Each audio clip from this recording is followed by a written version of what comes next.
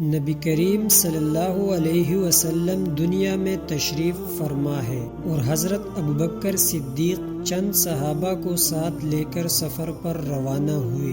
حضرت صدیق اکبر کو صحابہ نے امیر مقرر کیا تو آپ نے فرمایا کہ امیر کی اطاعت واجب ہے۔ صحابہ کرام نے کہا کہ ہم بالکل اطاعت کریں گے۔ سفر کے دوران سارے کام آپ خود کرتا تھا تو صحابہ نے عرض کیا کہ آپ تو ہمارے امام اور مقتدا ہے، کام ہمیں کرنے دو، لیکن وہ فرماتا کہ میرے کام میں دخل مت دو اور سارے خدمات خود سر انجام دیتا تھا۔ ایک روز صدیق اکبر نے کھانا وغیرہ پکا دیا مگر کسی کو ہاتھ نہیں لگانے دیا اور کسی کام سے باہر تشریف لے گئے۔ ایک صحابی کو بھوک بے تحاشا لگی، انہوں نے کھانے کے نگران سے کہا کہ بھائی کم از کم مجھے ایک روٹی دے دو، مجھے بہت بھوک لگ رہی ہے، مجھ سے تو اٹھا بھی نہیں جاتا۔ نگران نے کہا جب تک امیر نہیں آئیں گے اور ان کی اجازت نہیں ہوگی تو میں کھانا نہیں دوں گا۔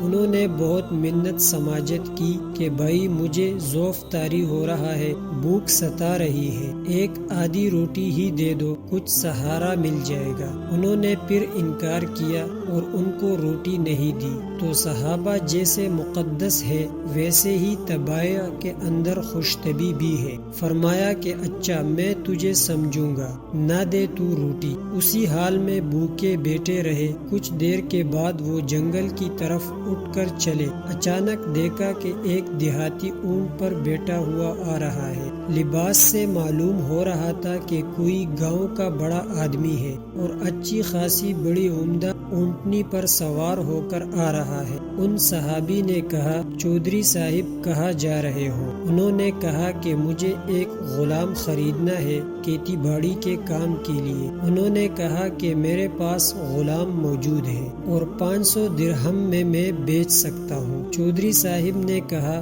کہ 500 درہم کوئی بڑی بات نہیں ہے اگر غلام اچھا ہے۔ انہوں نے کہا کہ بہت سمجھدار ہے۔ معاملہ طے ہو گیا اور 500 درہم لے کر ان کی طرف اشارہ کیا جنہوں نے روٹی نہیں دی تھی۔ وہ بیٹھا ہوا ہے، اس کو جا کر پکڑ لو، اور ساتھ یہ بھی کہا کہ دیکھو اس کے دماغ میں تھوڑی سی سنک ہے، جب کوئی پکڑنے جاتا ہے تو وہ کہتا ہے کہ میں غلام کب ہوں، میں تو آزاد ہوں، اس کا خیال نہ کیجیے، یہ اس کی عادت ہے۔ چودھری نے کہا کہ میں سمجھ گیا ہوں۔ چودھری صاحب نے جا کر اس کا ہاتھ پکڑا اور کہا کہ چل میرے ساتھ۔ اس نے کہا کہ کہاں چلوں؟ چودھری نے کہا کہ میرے گھر۔ اس نے کہا کہ کیوں؟ کہنے لگے کہ میں نے تجھے خریدا ہے۔ اس نے کہا کہ واللہ میں غلام نہیں ہوں، میں تو آزاد ہوں۔ چودھری نے کہا کہ مجھے معلوم ہے کہ تیری عادت یہی ہے۔ اب یہ چلا رہا ہے کہ آزاد ہوں،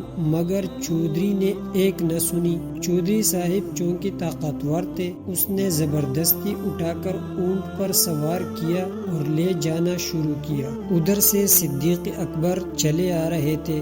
دیکھ کر یہ چلائے کہ امیر المومنین میرا تو ناطقہ بند کر دیا ہے اور مجھے غلام بنا دیا ہے، یہ چودھری صاحب مجھے لے جا رہا ہے۔ صدیق اکبر کا سبھی لوگ احترام کرتے تھے۔ چودھری صاحب سواری سے اترا اور سلام عرض کیا۔ حضرت نے فرمایا کہ بھائی یہ تو میرا ساتھی ہے، اسے تو کہاں لے جا رہا ہے؟ کہنے لگا حضرت جی میں نے اسے 500 درہم میں خریدا ہے، یہ غلام ہے۔ فرمایا کہ یہ غلام نہیں ہے، یہ تو آزاد ہے، یہ کس نے بیچا ہے؟ اشارہ کیا کہ فلاں صاحب نے بیچا ہے، میں نے رقم بھی ان کو ہی دی ہے۔ انہوں نے کہا کہ غلام موجود ہے، لے جاؤ۔ حضرت صدیق سمجھ گئے کہ کسی نے مذاق کیا ہے ان کے ساتھ۔ جب واپس آئے تو جنہیں روٹی نہیں ملی تھی انہوں نے آنکھ سے اشارہ کر کے کہا کہ اب کہو کیا حال ہے، تو نے مجھے روٹی سے عاجز رکھا تھا، اب بتا۔ صدیق اکبر پہنچے تو فرمایا کہ کیا واقعہ ہے؟ انہوں نے